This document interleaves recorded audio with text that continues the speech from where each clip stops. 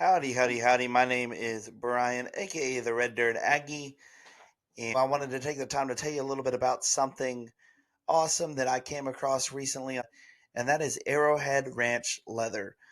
Founded by Parker Garcia. He's making custom wallets, custom belts, bags, all sorts of stuff, anything you can think of in leather, and he's done it. And he's worked with musicians across the industry. Also, he's got some really cool hats over there on Instagram and on the website, which will be linked below in the description. If you head over to that site and you find a hat or a sweatshirt, any kind of clothing item on that website that you like, you can use the code RDAS10 to get 10% off of your item. And that RDAS10, of course, stands for Red Dirt Aggie Show 10. And I want to go ahead and show you the hat that I picked up here. But it's kind of just got a real clean design here, an A, an R, and an L kind of worked into a nice little logo there. And of course, it's got the rope going across the front. And it's a nice solid color, which I think is pretty cool. Um, that they made the rope and everything all one color. And then this kind of pops, it's a little bit darker shade of that greenish tan. And then, yeah, it's real. There's a lot. It's real roomy in here too. So if you got a big noggin or a full head of hair, it's a great hat for you. But again, the discount code for our podcast is RDAS10. That'll get you 10% off of any hats or hoodies that you want to pick up over there on the website. But also check out their leather goods. That's their specialty, and man, they make some awesome stuff there. Yeah, your problems fade away when their lights come on. Welcome to the show, ladies and gentlemen. If you ain't ready, better buckle in. We're gonna bring the house down and do it right.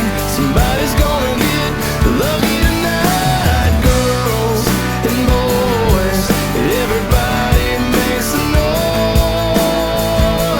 Welcome to the show. Well, howdy, howdy, howdy, and welcome to the Red Dirt Aggie Show. I'm here today with Andrew Quinn. He's a photographer. He's been a photographer on the Texas music scene really for near 10 years now.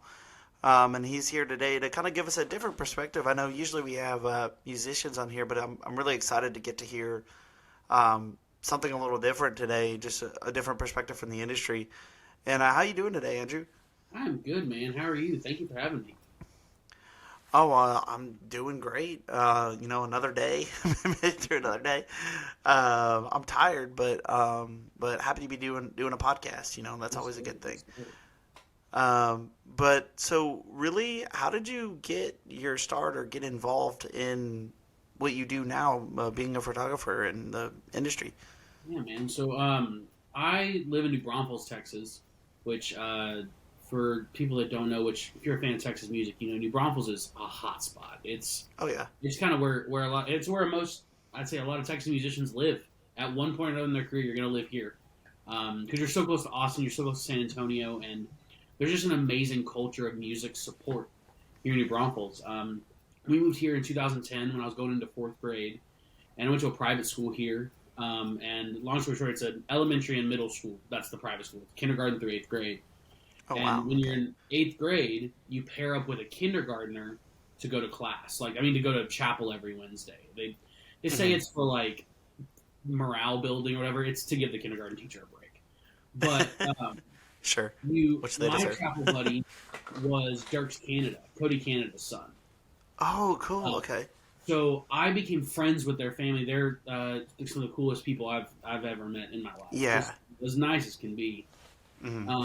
And through a few years of getting to know them and going to Cody's shows and being a huge fan of the music, when we moved here, I thought country music was Kenny Chesney and Tim McGraw. Right. And it was, and I loved that. When I was little, I wanted to be a musician. I wanted to be Kenny Chesney. Right. But when we moved here and I found Texas music, it was just this like, whoa, music can sound like that. Like lyrics can be that deep and that sad, but still Can be make me real. want to listen more. Like it was mind blowing. So I became a huge fan, and then Cody's kid, Dirks, became my chapel buddy. And then sophomore year of high school, kind of picked up a camera My grandfather did it a little bit while he was in Vietnam and stuff like that. I've seen pictures, and it always interests me taking pictures. My mom had a little point and shoot camera, like every mom did Yeah. in the early 2000s. So playing with that, and I was like, hey, I want a camera. And so Black Friday, now it's like, even then it's like Black Friday month, because now that's what it is. It's no longer Black Friday. Sure. We're walking through like Kohl's, and they had like one of the starter Canon kits. It was a Rebel Oh, T6. It was actually this camera, my first camera. Oh, I still got the first camera. Love it. But Sorry, they had my that dog little kit, is and I was going like, crazy. hey, I was like, hey, I want this. I want this as my Christmas present or whatever. And they were like, okay, cool, but we got to buy it now. And I said, okay, cool. So we did, and I just got to start taking pictures of everything. Dogs, cats, friends, whatever was in front of it. I would take it to school and just use it. And I went to one of Cody's shows out at Green Hall, and I told him, he's like, what are you up to? And I was like, oh, I bought a camera, I'm doing that, doing school, you know, it sucks, sophomore year. Yeah. And he was like, hey, bring it to a show. If you like it, people do this. And if you don't like it, you never have to do it again. Right. And that was 9 years ago. I guess you liked it. It kept rolling, man. It's so good. I say it all the time, and I've said it in multiple different things, but I owe a lot of what I've done in my career to Cody and Shannon Canada. They are just absolutely two of the nicest and most giving people I've ever met, out of their pockets, out of their Rolodex, out of just everything they have, they do for someone else. And it's absolutely beautiful, and I will always be a testament to what Cody and Shannon do. Yeah, and they just they've played such a big role in shaping the whole industry, and they still do. You know, they're just very much involved in, like, I don't know, I feel like I see him everywhere, you know, just involved in helping different people. Like you said, just seems like such a great guy. Mm-hmm. Definitely someone that we'd love to have on here sometime for sure. But yeah, and so what does a typical day for you look like when you're at a show, or what does a typical day for you look like as a photographer for musicians? Man, it's different. So like this past week, I'll walk through this like when I did this past weekend. So I shot Randall King's King Fest in Lukenbach. Okay. And I had to get there around 11:30, because they had a cornhole tournament that started at noon. So I'm there shooting video and photos and getting B-roll of just people playing cornhole and people enjoying the acoustic stage and stuff like that. And then this day was kind of different because, again, it was a festival, so it's artist. So you're working just straight. There's no breaks really. There's nothing like that. On a normal show day, depending on where it is, like I will say, out in College Station, like I love shooting. Hurricane Harry starts way too late. But Yeah. like getting a headliner go on at midnight, that like we get, because I toured with Shane Smith for a couple years, and we would do shows at Harry's, and it'd be like, all right, we sound check at 1 p.m. Okay, now wait 11 hours to Yeah. go on. And it's like, okay, I guess I'll get a full night's sleep between now and the time we go on. But that's kind of it's a lot of what it is. Is like you roll up to a venue if they want sound check cover, which normal artists don't. I'll get there, I don't know, an hour before doors open, so I can make sure my stuff gets to where it needs to be, and I'm not dealing with a line of people or anything like that. I'll go in where I need to go in, whether it's a back door, side door, or just through a front gate. Make sure my stuff gets where it needs to be. Make sure there's kind of an area, like a pit that I can be in. If there isn't, I need to figure out where I'm going to be, kind of develop a plan. And then if I'm shooting an opener and a headliner, start shooting, and you shoot for 3 hours straight. Or if it's just a headliner, you kind of roll in. And lately I do video and photo. I don't just do photo anymore, really, which is sad. That's what I started with. That's what I love. But video is the demanding thing now. And I'm doing a lot more of that. So I'm outside getting B-roll shots of the venue and people getting like wristbands put on and stuff like that. And then the show starts, and it's just 90 minutes of running like a chicken with my head cut off. Sprinting around a venue, making sure I get everything. But yeah, that's kind of the day. It's just, it's either a lot of just hurry up and wait, or it's, hey, start immediately and you're running, you're going. So, what would you say is the most fun part of your job? What's your favorite thing to do? Like, what's the most fun part of your job? Man, it's hard. Like I said, I've been doing this a while, so Right. all the stars have kind of left my eyes in terms of like Mhm. I don't like, whoa, it's I don't know, Parker McCollum. Like Yeah. I've known Parker for years, and he's one of the sweetest guys. But like, there's no like stardom anymore when it comes to like anyone. So there's no like, whoa, a celebrity is up on stage. Like, they're just people, and we've oddly enough just chosen that we want to watch them do what they do and not plumbers. Like, for some reason, we love music, we love seeing people do that, and we don't enjoy watching plumbers do their job, so they don't do it on a stage. But Right. I would say the best part of my job is lately just been seeing how fans love what's going on. Because I'm at a point where like I have pictures of almost every artist, Texas music wise. Mhm. And I'm covering shows, and I'm going to get their shots. I'm going to get pictures of them and all that. But what's cool is like the fans are different every night. So that's been a cool little realization for me in terms of that's like I just shot a big festival for called Highway 30 Texas. Right. It's massive. It's a festival that happens up in Idaho every year. I've done it for 3 years now. They're family. I mean, I wear an emblem here. I have a Highway 30 logo tattooed on me. When they did it at Texas Motor Speedway recently, Yeah. too, right? So Or this is is that the the one you were first just at? Texas one that they've done. Okay. And we're planning on year 2. Okay. Without fail. I don't see why they wouldn't do it. But like, what was so cool about that was being in a pit that size, because it's a massive stage, so you have a lot of Oh, space yeah. between you and the crowd. Is I got to turn around and look back at the crowd every single night, and it was different people, and it was different Oh, ages, yeah. different demographics. It was really cool to see how the music at that festival over a 4-day span changed who was there every day and who was at the front every day. Because a lot of people were there all 4 days, but the absolute biggest Zach Bryan fan may not be the absolute biggest Gary Clark Jr. fan. Right. So on the night that Gary Clark Jr. plays, that Zach Bryan fan is going to be like towards the middle of the pack and going, "Wow, that dude is insanely amazing." Versus for Zach Bryan night, they are all in, all up front, 40,000 screaming teenagers. Oh, So yeah. it's so cool to get to do that, and that's kind of what I've been doing a lot lately. It's kind of like paying more attention to the crowd than just what's going on stage and doing So just that. people watching, and then just the Yeah, people man, you're watching kind of changes, huh? Over It's time. been cool. That's kind of what's been my favorite to do lately. And I say it's probably been over the past like 3 to 4 months where I've just been like, I don't know, just kind of turning around a little bit more. Yeah. Well, then I mean, it's funny you say, the starstruckness kind of leaves you over time as you get used to working with those artists. One, and you kind of start to realize, they're just regular people doing their job, and a lot of them are just, pretty cool guys that are their career is taking off, and they're When it's going to do what it's they weird, do. like I talk about this very openly and very honestly. I'm a man of faith, so I know that God has gifted me with a talent for photography and videography. Yeah. He's gifted Cody Jinks with songwriting talent, guitar, like voice, just insane. But he's also gifted that fan that got out of a job with the ability to be an accountant.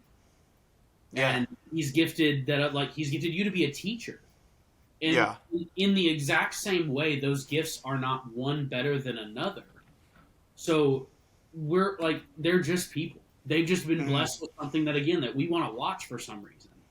Yeah. So it's a beautiful thing, and it's such a like I'm so beyond blessed. I don't believe in luck. I believe in being blessed.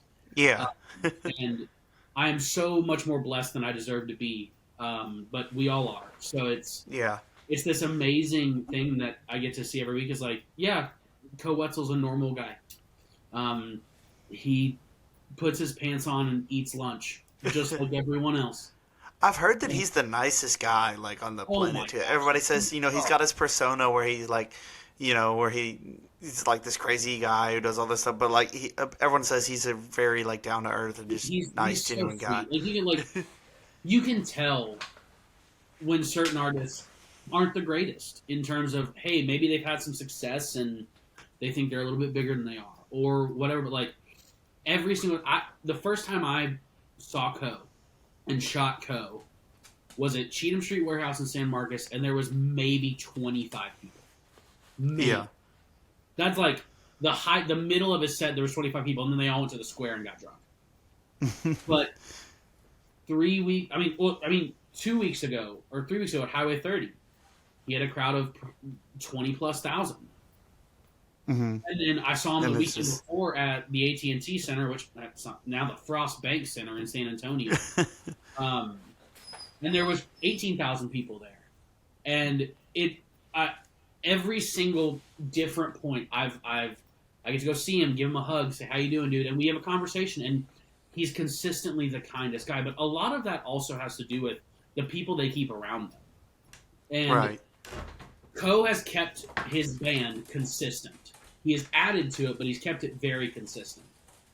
Co's longtime drummer Dre became his He's a tour manager now, right? Or yeah. and Dre is the coolest and kindest and big brother.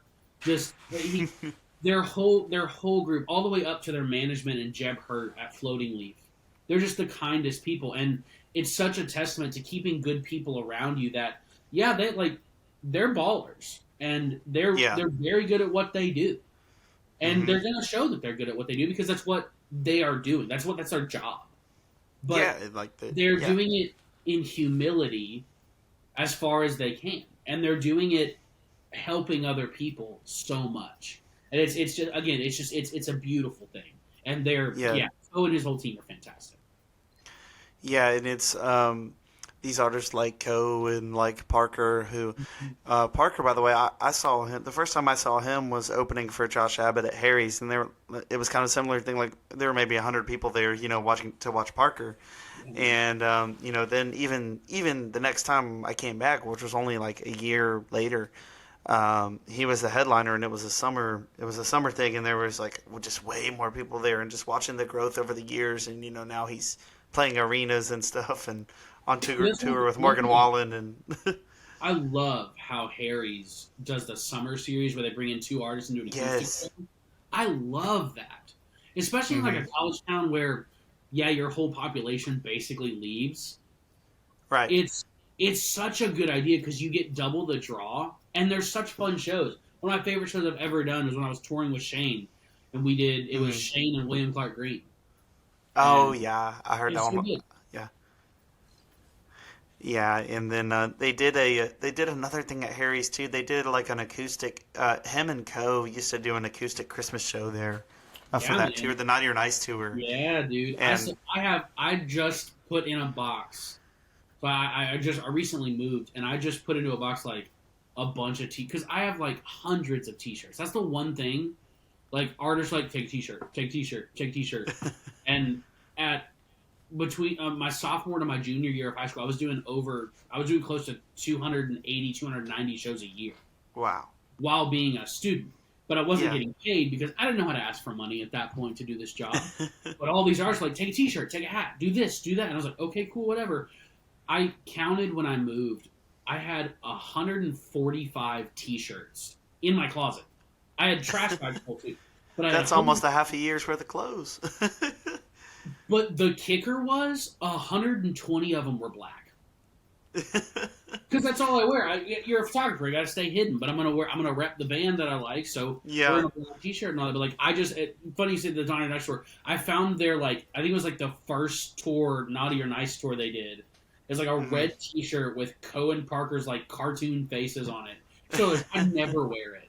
But it's like I saw it and I was like, man, that's like a cool little memory. I'm gonna keep that and giving it to someone later.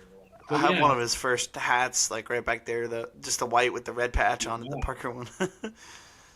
But and then I think there's a little bit fancier one over there somewhere, the yellow one. But yeah, it's just cool to see those guys rise up over the years. Mm-hmm. But what would you say, going back to your job, what are some of the challenges that you face on a day-to-day basis, or some of the more challenging parts of being a photographer, doing what you do? Man, it's an ever-changing industry as Oh, far for as sure. like anyone goes. Everything's always changing and evolving, but social media has become this like monster that you really have to keep tabs on.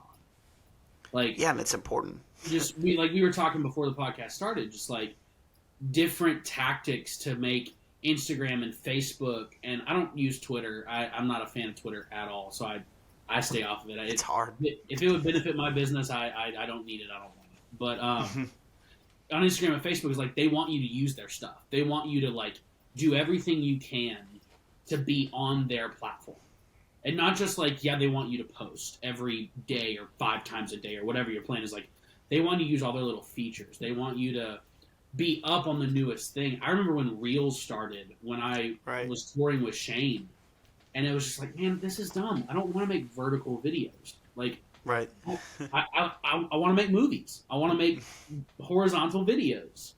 I want to show wide crowd shots and shots of red rocks and all that. Like, I can't do that on a vertical screen. That's dumb. But like, it's ever changing, and now all I make is Reels. That's the only video I do. I had someone today, I delivered a video, and they were like, hey, is there like a horizontal version for like Facebook and YouTube? I was like, no, there's not. that is not a thing anymore, and we need to you post it as a reel on Facebook too, and post it as a YouTube short. Like that's what they want you to do. And it was kind of funny to see that happen.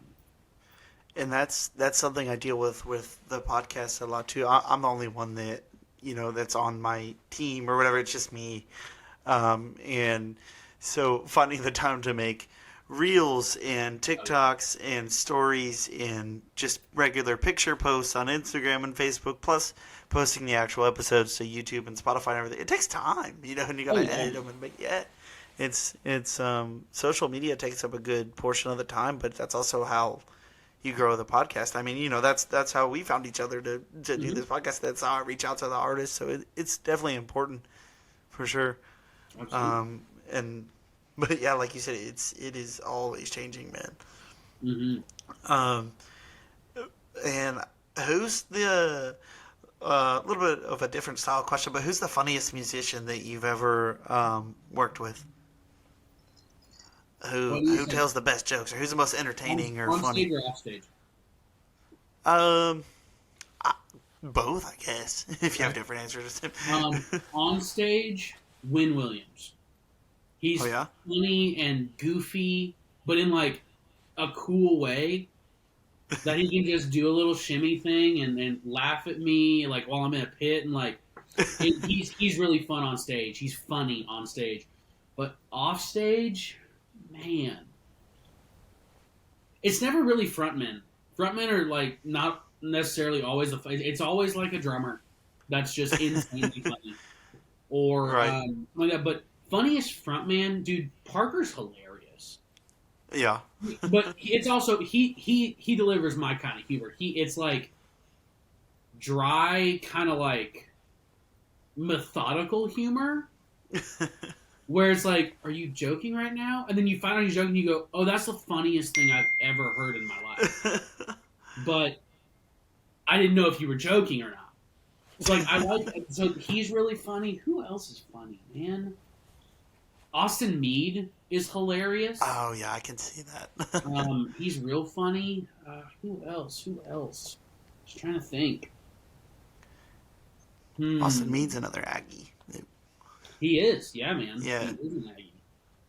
I did a lot with Austin for a few years, and they're again just great people. But yeah, Parker's really funny, but they're all funny in different ways. Like, and again, it's like one person in one camp is going to be funnier than the whole entire camp of someone else. So you never. But I feel like you got to have a pretty good sense of humor, a pretty good personality to be on tour and be around the same people all the time, like as a musician. Or dude, that's like that is so. That's 90%. of the thing is how good of a hang are you?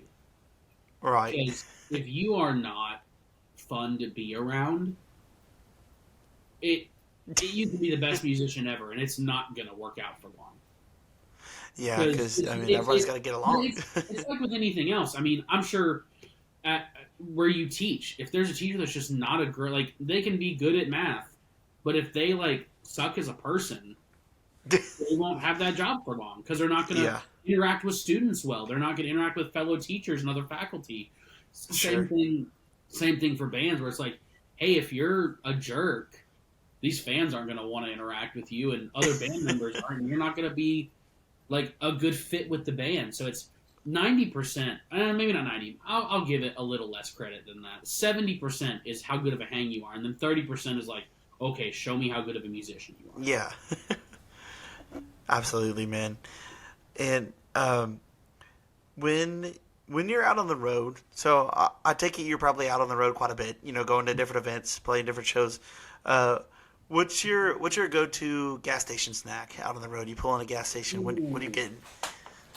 You know, Because I'm on the road so much, it changes a lot. Because like okay, I'm stopping at a gas station 2 or 3 times a day, depending on how far I'm driving. right.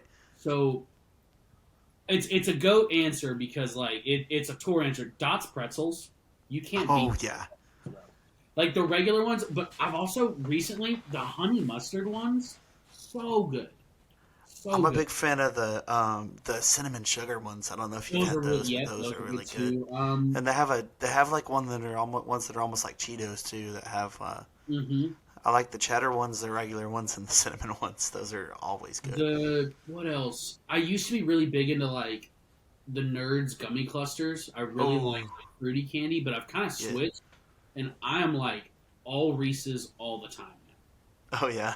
Like the Reese's Chocolate. big cups, like the ones with the extra like peanut butter inside. Boy, that's that's the one. It's Reese's and Dots pretzels right now. That's kind of it. And then if I'm normally a water person on the road just because Yeah. my dad traveled for work for years. He's a private investigator and a civil process server, but he teaches classes on how to be both of those things in Yeah. different parts of the state every weekend. Or he did for a while. He doesn't anymore, but he did for a while. And I would go with him, and his whole thing was like he would get water and sunflower seeds because we drove late at night, so he's staying awake. So like for me, if I'm like going on a long drive, a big bottle of water, big thing of dill pickle sunflower seeds, and then if I'm snacky, it's Dots pretzels and Reese's, but it's mostly Ooh. water, but also a Dots vitamin pretzels water. and Reese's together. That's salty Yeah. and sweet too. That's the way to do it. Yes. Oh man. But back to the photography side. What kind of camera and equipment do you typically use to shoot your videos and to take your pictures? I'm a Canon shooter. Okay. Always and forever going to be a Canon shooter. You get into any photography circle and say, "What's the best camera?" and you will be talking for 9 hours with different people. Sure. But the biggest companies right now for that are Sony and Canon. Those are the two. Someone that says Nikon, I'll go, okay, it's not 1990. Sorry, but Sony and Canon are the two top right now. I choose Canon because of their color science. The way they handle color is just absolutely beautiful before you even edit. But Right. Sony, if you're shooting in consistent low light, if you're shooting at a venue that doesn't have like amazing lighting and it's dark, I'm Yeah. going to suggest that you start with Sony because their low light capability is fantastic. But I'm a Canon shooter. I'm on their mirrorless line now, the EOS R5. It's kind of their top of the line mirrorless, unless you go into their video side of mirrorless. They have the R5C, but All right. I'm blessed enough to be at the top of the line of that. Yeah, Canon shooter all day. I hope that I forever am, but you never know. Something might change. And then what do you usually use to edit your videos? I'm kind of interested to know that too because I. Yeah. So I'm an Adobe guy. Okay. In high school, I went to an early college high school where we got our associate's degree while we were in high school, which Oh, meant okay. we were also not allowed to have sports at our high school. Oh. So we had to find other things to do. So I Mhm. got certified in every single Adobe product I could. Well, that's cool. And I then- just started learning them all and using them all. And I use Adobe Premiere for video editing. I would still call that the industry standard right now. That's It what might be I've changing heard. up to DaVinci Resolve. Hmm. That might be it's going to be the next big one. I have a feeling that within the next, I don't know, 3 to 5 years, I'll switch to DaVinci Resolve probably just because they're growing and they have a lot less problems than Adobe.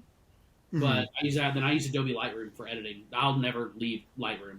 That is the absolute standard for photo editing, and it doesn't even come close. There's nothing else that can touch it. Yeah, I mean, and so with the podcast, I typically don't have to do a whole lot of editing, so I just usually use like iMovie or something on Yeah, my Mac. But I've always wondered, like, I'm sure there's more advanced stuff out there if I ever get more time to there put is. in editing because it can make it look pretty There cool. very much is other stuff, but honestly, at this point, with the way the industry goes and the way, like I said, everything's ever changing. Whatever works for you works. Right. So stick with if it's iMovie and it's getting it done and you're getting views and you're getting people on this podcast, like don't fix what isn't broken. Right. So, but if you notice that it would help things go better, or you find out that maybe Adobe Premiere lets you run things smoother, then do Yeah. that. But until then, do your thing. Well, and like I use Riverside instead of Zoom, like we're using right now, because I used Zoom for like the very first video episode I did. I actually interviewed Rob White, the bass player from Carson Jeffrey. Yeah, I know, Rob. Uh, yeah, no, yeah, Rob's a great guy. He's also very involved on the A&M side of things too, so it was cool to have him on for both.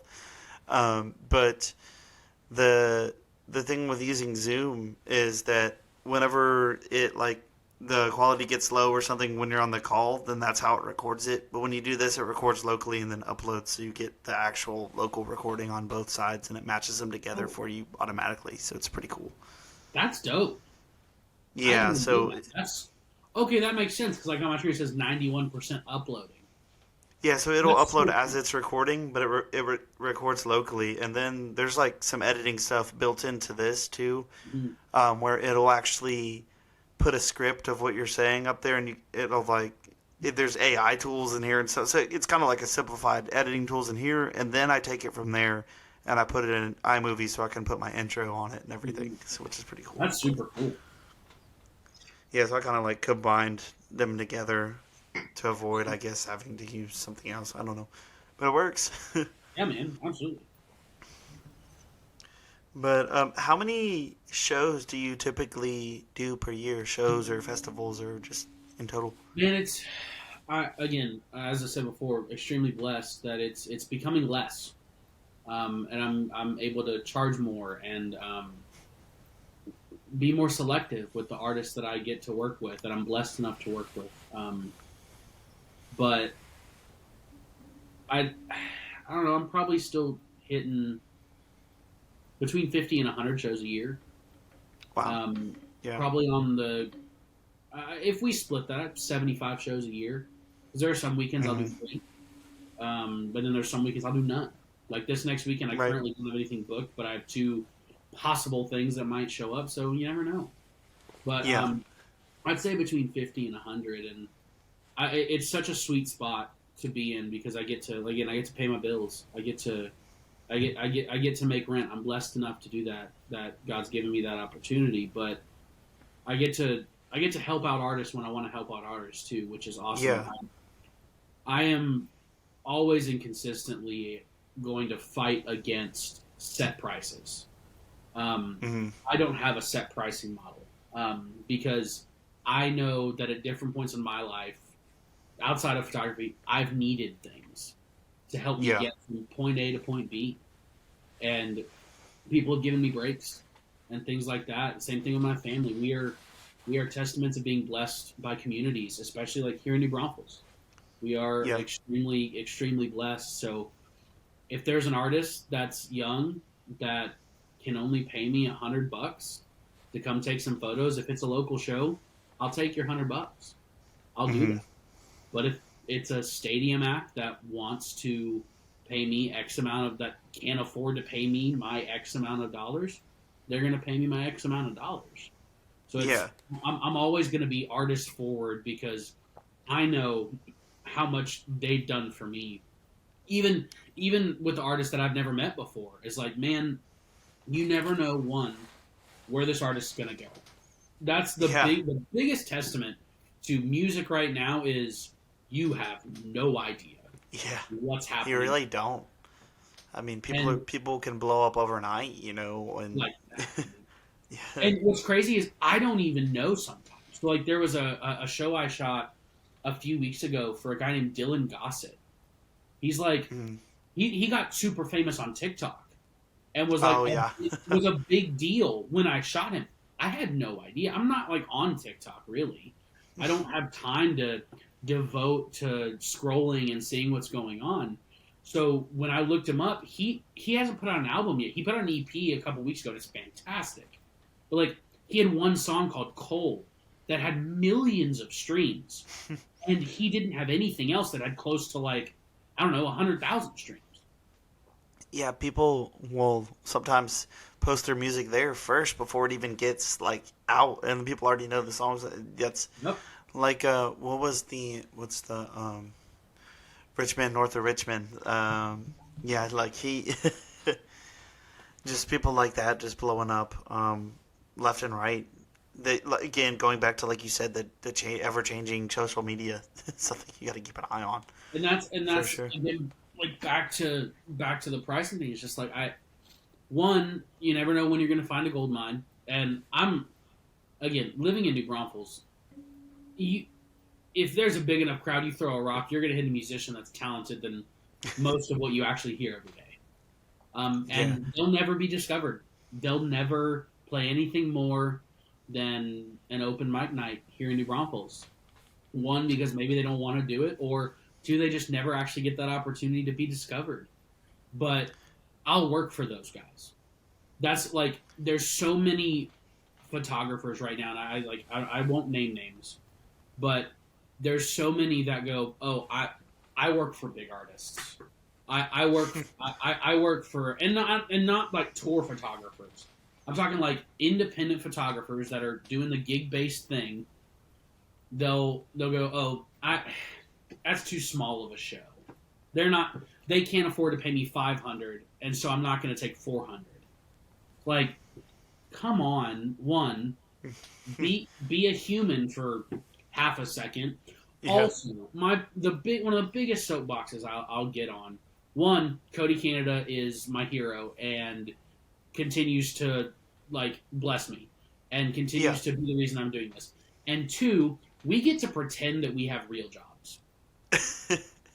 You are a teacher. You are shaping the minds of the next generation of America. They will be forming laws and society for the kids I don't even have yet. I take pictures on a camera at a music venue on Friday and Saturday nights. I am not making a massive impact in the world. So when you see a photographer getting all high and mighty, or a videographer, or a musician getting just all high and mighty, it's like, hey, let's look at how blessed we are. Let's understand that in the snap of fingers, especially now after COVID, I don't see how anyone in our industry doesn't look up to God and say, man, thank you so much for one more day doing this. Because it was all taken away. There was a solid 6 months where a lot of us had to stare our dreams in the face. Yeah. And say, hey, I might have to give up on you. We might have to stop this. And it's the scariest thing I've ever done in my life. That's not true. One of the scariest things I've ever done in my life was having to realize, like, ooh, all of my discernible skills are right here. Yeah. And the thing I'm best at, I could have to stop doing, and I might have to go get my high school job at Home Depot back. Which, I'd go back. I loved Home Depot. They're a great company. But you had to have like some really real conversations with yourself. And anyone, and there's a lot of photographers who didn't experience that because they weren't shooting in 2020. Like they started now, and that's another thing that has been weird about social media now is everyone can be anything. You Yeah. can be a photographer. You can be a videographer. You can be a social media manager. And you've never done any of that, But but like you bought a camera and that's a you real thing though. Social oh media dude, manager, people need those because, like you just said, think about the amount of time that it takes to manage social media. That people are finding a need for that now to continue doing yeah, that. and people like all the time, like I say all the time, a lot of the time, photographers that have been doing this for 3 months Hmm. will be like, man, why can't I, like they'll reach out and be like, man, I'm not getting big shows. Why am I not getting Co-Wetzel calling me or XYZ, whatever name you want to throw in there? It's like you haven't paid your dues. And I don't there's not a lot to paying your dues anymore, again, in this ever changing society of you can be famous like that, but you your name's not widely known yet. So put that nose to the grindstone and just keep going. Take those, Yeah. do it for free. Like I shot for 3 years, 2.5, 3 years for free before my senior year of high school when I started making money. And even then, wasn't great money. It was more money than I ever could have needed as an 18-year-old in New Braunfels, Texas. But looking now, like it wasn't enough to like support a family, but it was Sure. way more than I needed with no bills, and my dad paid for my gas at that point because he felt like he wanted to support my business, and as he did, and he was fantastic. But yeah, there's so much to like just working hard Right. and stuff like that in this scene that not even just in the scene, in any scene of music right now and photography is like everyone just wants to be it, and it's like, dude, I've been saying it a lot lately. I've put 9 years into this, and Right. just over the past like 2 to 3 years, I have had significant moments in my life that have made me look at my career and go, man, I'm doing something right. Like finally doing something right. Like it's sappy and it's cool, and I will name drop all day long on this one. At Highway 30 Texas, Randy Travis came, and I got to meet him, and I Wow. got to have a conversation with him for a few minutes, and he's the only musician other than Cody that I've ever asked for a picture. Me and Cody took a picture together because like we're dumb friends, but like I I was in awe, and I had to like when we finished that conversation, I literally went behind one of Co's 18 wheelers because another thing about Co's crew ran Highway 30. They literally once that El Paso tour ended, they went to Oh. Highway 30, set up his stage, his production, and they ran the thing for the whole week. That's another reason why Okay, because I knew he was out there. I saw he like his played posts and Sunday, stuff. but Okay. his crew ran the whole festival all week. Well, Oh, another so that's reason, awesome. but needless to say, after I spoke to Randy Travis, I had to go behind one of Co-Wetzel's 18 wheelers and have a little moment to myself to cry because Yeah, I because it's like, you're just realizing, like I realized at that point, it's like, dude, I worked for this, and I'm so blessed to be doing this, but like it's paying off. And there have been a mhm. lot of different moments where I've gotten to bring people that I love into this thing now. I'm so protective over these musicians and these artists that I get to work for. And Right.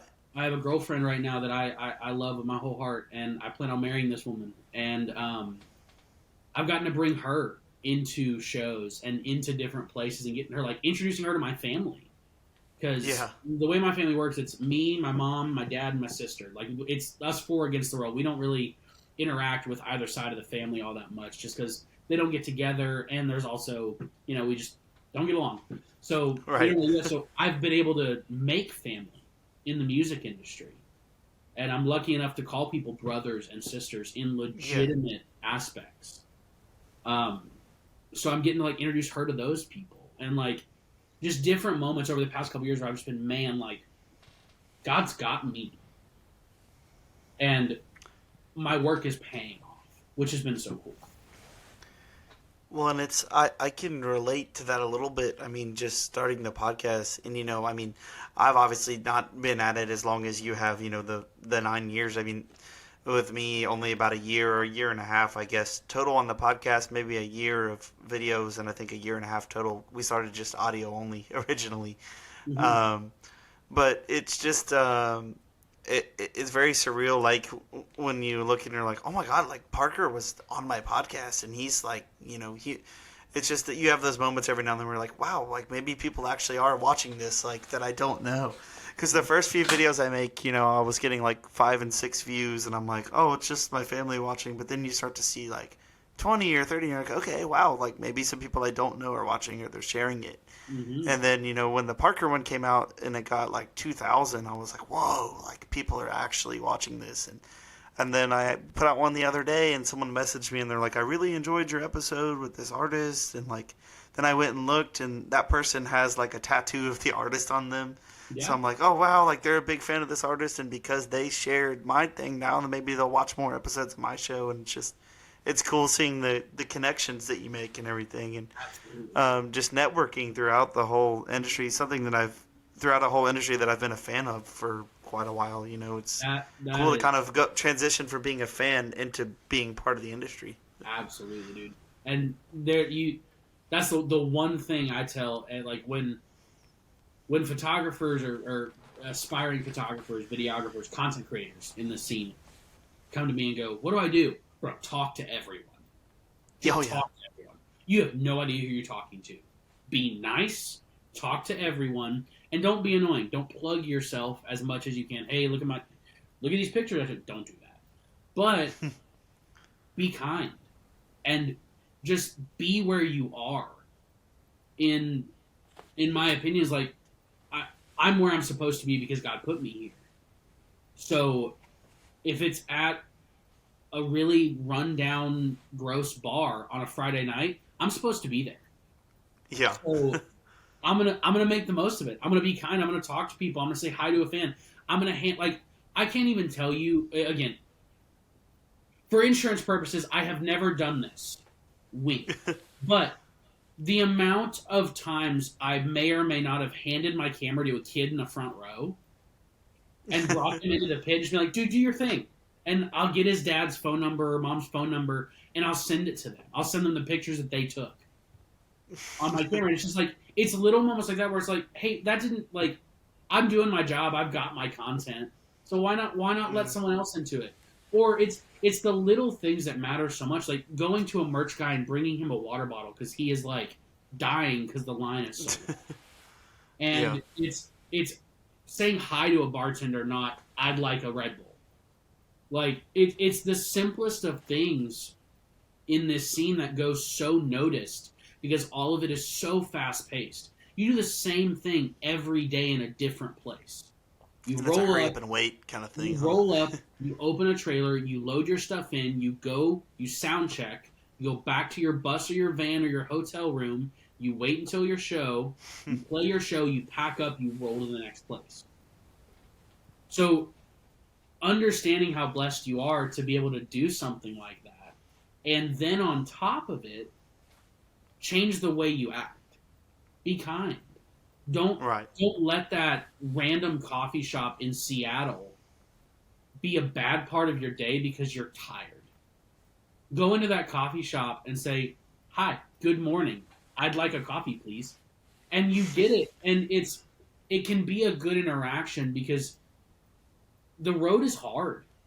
It's such a challenge. Even like I'm not on tour with anyone anymore, but just the weekend road thing, the driving myself places is hard because you have to make choices about what you're doing. You like when you're on tour, you're missing birthdays and funerals and weddings, and it's so hard. So like having an outlook that is positive in those such situations is huge. Now I'm not going to say I don't complain. I'm an artist. I like to complain with the best. But I will always and continually be blessed to understand is like, hey, I'm here for a reason. So I'm going to be kind with it. And that's like the biggest thing I will tell young artists is just like nose to the grindstone, but look up and say thank you. Oh, yeah, man. Because, it's like it's going to be hard and you're going to have those challenges. But I guess just you always have to realize, like, you're fortunate to be doing something that a lot of people, wish they could do in a certain way, and well, you're even like you're doing something that you 3 years ago could not imagine. Yeah. If you told me at 15 that I would be shooting a Zach Bryan show at 40,000 people, first I'd been like, okay, who's Zach Bryan? But then it would have been like, you said 40,000 people and I'm the head of a photo team at a festival? No way. I was like, I'm just begging people to let me into shows that are free. Like, I never would have believed you. And that's like, yeah, other people would kill for this, but like, you would kill for this. Mm-hmm. Like, again, it's all about understanding your blessings, man. And I'll preach on that all day long, dude. Yeah, man. And you talk about those festivals. How was that festival? The Highway, you said Highway 30. Is that correct? Highway 30 Music Festival. Yeah, Highway Well, 30. how was the festival? How was getting to shoot that and just getting to hang out there and experience that? It's so good, dude.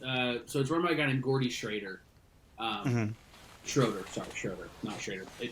Growing up in a German town, you hear German words and you think they're the same, but then people pronounce their names wrong. Gordy, I'll tell you right now, your name is Schrader, but you say Schroeder, so I'll say it for you. Gordy Schroeder. He's run a festival in Idaho called Highway 30, and they just celebrated their 10-year anniversary this past summer in June. So they thought, okay, 10 years, let's grow it. So they started one in Texas. We had it at Texas Motor Speedway. Wow. 4 days. Big The headliners for the 4 days. The first day was Dierks Bentley. Second day was Zach Bryan. Third day was Cody Jinks. Fourth day was Co. And wow, then there that's was a great lineup. Even before the lineups are stacked each day. Yeah, just absolutely stacked. And it went so well. Like, for a first year festival, it was insane how well it went. Yeah, there's bumps in a road, but there's always going to be bumps in a road at every festival, every year, no matter how many years you have it.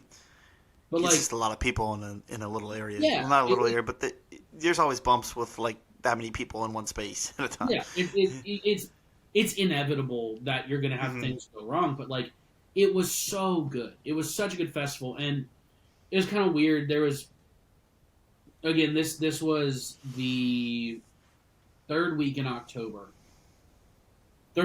October, and at that point, things were getting weird and difficult with like Israel and Palestine and stuff like that. Like, world events were getting like, ooh, something might happen. Bad things might happen.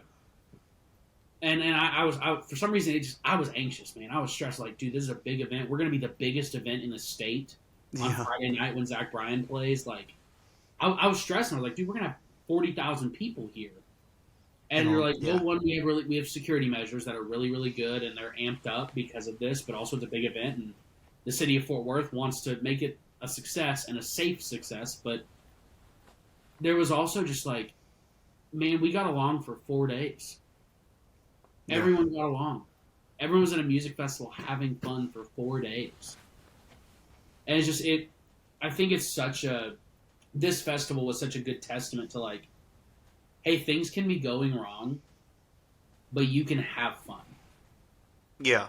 You can have this anxiety about whatever else is going on in your life or whatever you think might be a problem somewhere else. Yeah. But you're okay. Well, then people, the other thing, at the festivals and at concerts and everything, everyone that's at a concert or a festival like that, they're fans, just like... Just everyone there is fans of the same thing, the same kind of music, the same people. So everyone tends to get along, even if they're completely different people. Aside from that, that's the one thing that brings them there, and everyone's just having a good time, in a good mood. It's such a beautiful thing, and like about music in general is like brings people politically. together. I'm different than a lot of people in the music industry, and everyone else is different than everyone else. So but like, I don't care. Like it doesn't matter to me what anyone else believes politically and things like that, because I know that what binds us is what's going to happen for 90 minutes on a Friday and Saturday night. Yeah, and that's the thing. It's like music, and it's such a beautiful thing. And I'm again so blessed because, like I said, when I was little, I wanted to be a musician. I wanted to be Kenny Chesney, but it didn't happen. I'm not musically gifted. It didn't work out. But in God's plan, I got put back into the music industry, and I'm getting to reap the rewards of music and absolutely love what I do, and see music as this like, man, this is the weirdest thing in the world that we are so connected, but we can be on different like areas of the country.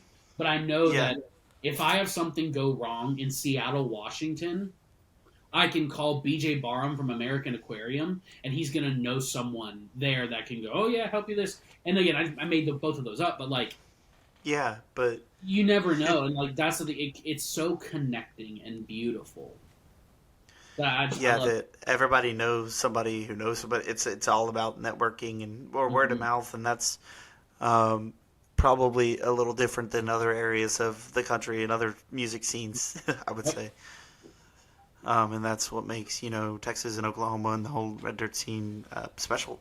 Yeah, Really, man. It's I love this scene with my whole heart. I for a long time, again, growing up, I thought it was Keith Urban, Rascal Flatts, Carrie Underwood, and then I found this, and it was like, oh my goodness, it's like there's this this is whole what other world, and this it's is like not even that the other music is like bad music or anything either. yeah. It's like it's great. But then you find this, and it's like, oh my gosh, there's so much more. It gets deeper, and it's like there's just It was like layers. it was just like, okay, this is what music is. This is what it Yeah. should be. Like they figured it Yeah. out. This is it.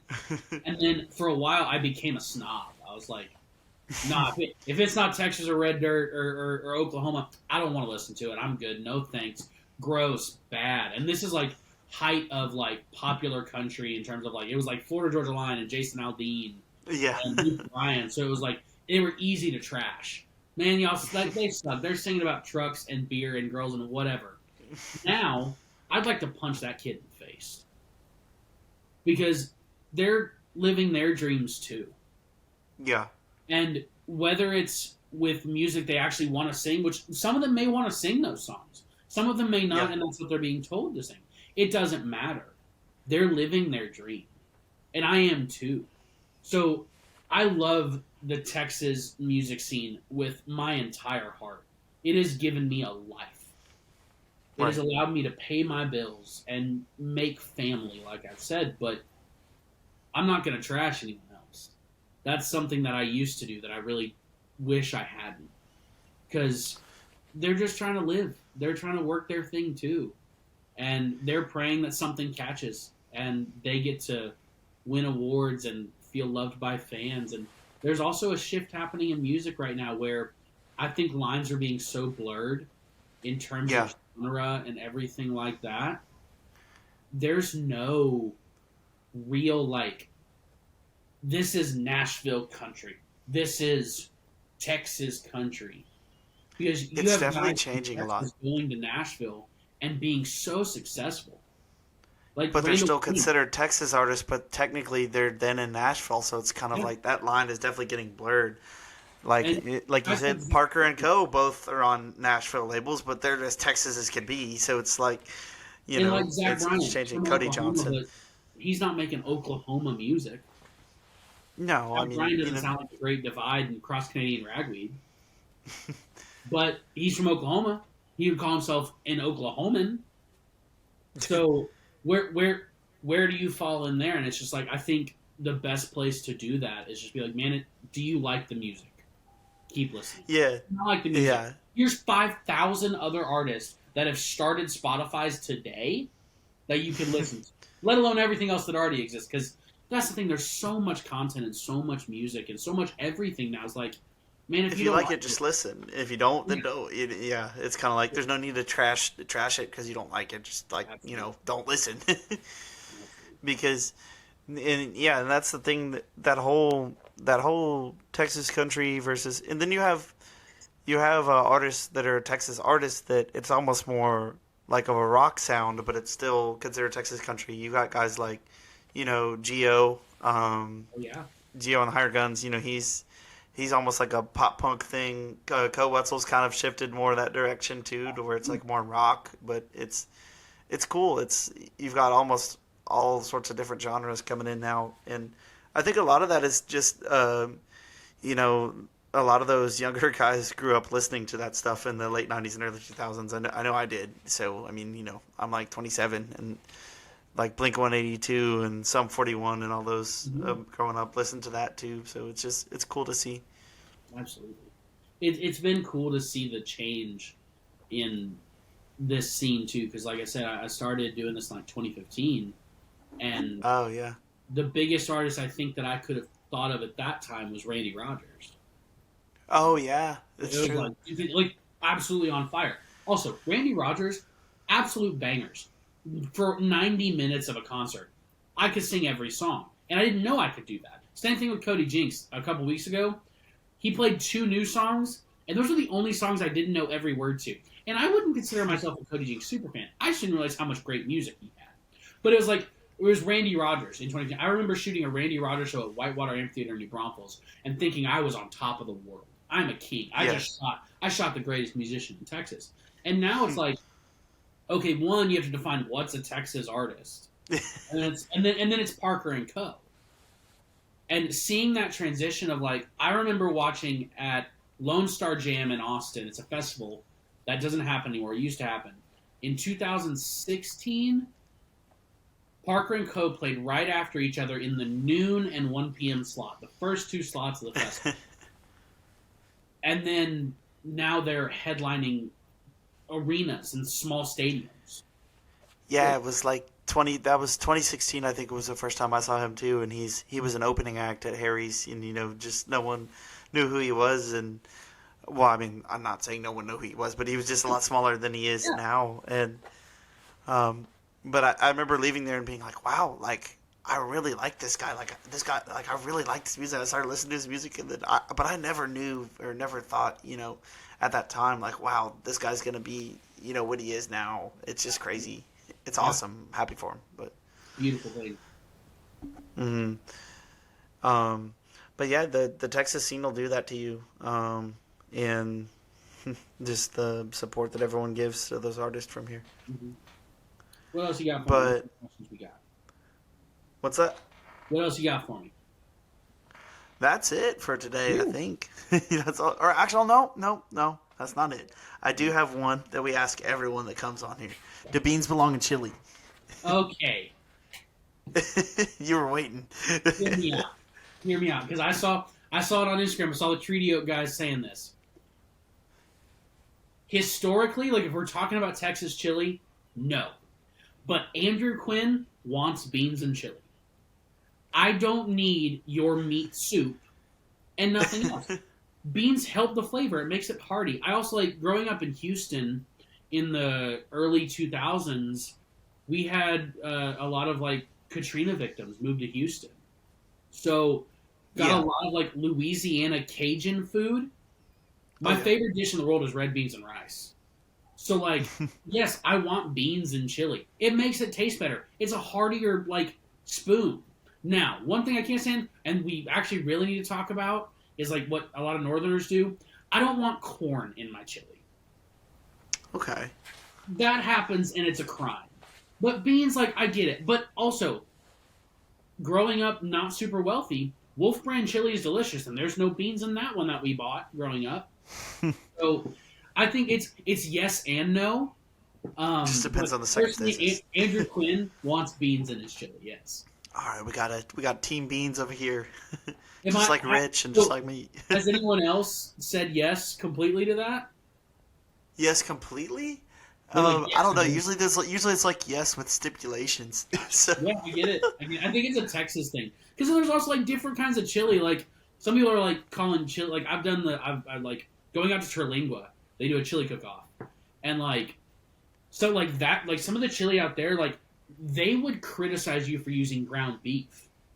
It's like no, like, it has to be cubed steak. Like, and it's like can I throw a can of beans in there? And they're like, leave, go home. But like. So like that's there's heartburn so soup, though. yeah, there's so many different opinions on chili that it's just like, man, if it tastes good, I'll take a bowl. Sure. Like, I'm not like again not going to be super picky on that because I know chili tastes good and I like chili. Yeah, and it's our whole question on that, which I'm sure you know, started from Rich O'Toole, our first guest on the podcast. But if you want to talk about someone who knows how to use social media too, it's that guy. I remember him like being a Twitter god. Oh, he Like still is. Yeah, years and or he's X or not, whatever it he's is not on now. Twitter anymore. But like, and then I remember the weird Zach Bryan thing, and I don't really want to talk about that because that was like again weird and I think out of place for everyone involved. Um, Yeah, but, yeah, I talked with them about it on there, and it kind of seemed like it wasn't as big of a deal as everyone no. made it out to be. But But like I remember him being crazy big on social media, and like he was tweeting about like tacos and chili and like food and stuff. still, still the He same. is? Okay, cool. He's I remember we were talking, and he said at one point he was the self-proclaimed Taco King of Texas. Yes, which was But I would call I don't know who it is, but it wasn't him. I like it can't be. He doesn't make any tacos. So, like he can make tacos, but like there's a king somewhere. Just like if I start tweeting about brisket, I'm not going to say I'm the barbecue king of Texas. But I like yeah, Rich. no, He's again one of those artists that I remember like early on. That what mhm. oddly enough, I've never photographed him, and I was supposed to one time. I remember, but I had like between my junior and senior year, I had an emergency back surgery. What happened like Uh-huh. that? I was supposed to do one of his shows, and right after the surgery, I was like, I'll be fine. I'll do it. And then I had the surgery, and I was like, okay, I'm not shooting the show. And there's never been another opportunity since. But like, I remember reaching out to him, and he was really gracious and wanted me to shoot it, but it just didn't happen. So he's oddly enough, he's one of like the few on a list of like Texas country I would call like OGs that have been here a long time that I haven't shot. Yeah, but like, yeah, and he's one of those like great, nice, like down to earth people too. Mhm. Like, he's a great guy. I would say him and Brandon Ryder and William Beckman are three of the nicest guys that I've talked to so far doing this, and obviously Parker too was very nice and gave me a lot of time on the show and everything too, coming on for us. But really, but to be honest, I really haven't come across anyone who isn't nice in the industry that has And responded that's the to thing. anything Everyone we've always said. wants to talk about like who were the jerks, who were the one like who's the worst. And I go Yeah. like, yeah, I have some stories. Like there were some rough people I've worked for, but you also never know like was that their bad day? Yeah. Because And I they mean, like again I don't have a real people job. Like I'm a photographer, but like I know that there are days that you have gone to school to teach that you've been in a bad mood and probably said something you didn't want to say to a kid. oh yeah. So like why are they not allowed to have bad days? And again, I get it. You're in the public eye, and you think that there should be a higher standard, but also like, hey, they like it's more of like their grandpas die too, you know, like Yeah, or their dog or anything even, whatever. like It's like they can have bad days, and people don't yeah. think that. People think that oh, I'm making it so Parker McCollum's supposed to be nice to me because he's Parker McCollum, but he didn't want to take 10 pictures with me individually, and then all of my family members, and then one group shot, like, and we were interrupting dinner with his wife, like. You just never know. It's just more of that like they're humans too. Yeah. Like I remember I was on the road with American Aquarium last summer. I did I guess technically it's not summer anymore, so 2 summers ago technically. Yeah. I did a month-long run with them in August, and my dog passed away while we were out on tour, and I was just like, I was angry and I was upset, and I was like, I've never had a bad day on tour. Like I've been pissy because I woke up on the wrong side of the bed or whatever. Sure. But, like, I was like, this day sucks. Like, I don't want to talk to anyone. I don't know this, and I was like, I get it. People, like, we're allowed to have bad days. Even if we're Mhm. artists and musicians and doing whatever, it's like, it's okay. Yeah. So, like, that's one thing that I'll always, like, in my eternal pursuit to make people realize that they're people too, and that we're all too blessed to understand how blessed we actually are, is like, they can have bad days too, and they can do it all. We all can. Right. And I just want to say thanks for stopping by today to be on the podcast. Really appreciate you taking the time to come on. Absolutely. We'd love to have you back on again sometime just to talk music or hang out in the future. But this has been the This has been the Red Dirt Aggie Show. I'm Brian, the Red Dirt Aggie. That over there is Andrew Quinn, photographer. But as always, gig 'em and God bless. Thanks for watching.